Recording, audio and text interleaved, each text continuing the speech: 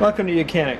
Today we have a 2019 Nissan Sentra, and we're going to go over how you'd replace the tail light. So, we've replaced the brake light, the reverse light, now we've got the blinker light.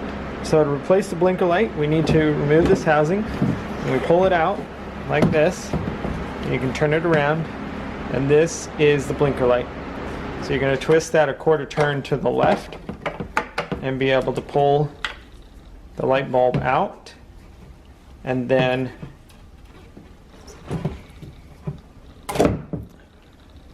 just pull your bulb out of the unit, and then you'll get a new one. This is a 7440 of a natural amber.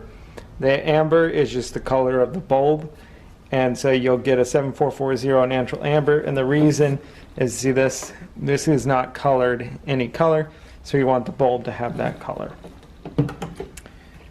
so that people know what you're doing when you hit the signal.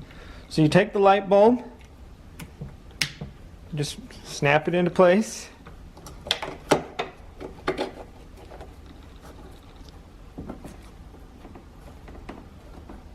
and twist to lock.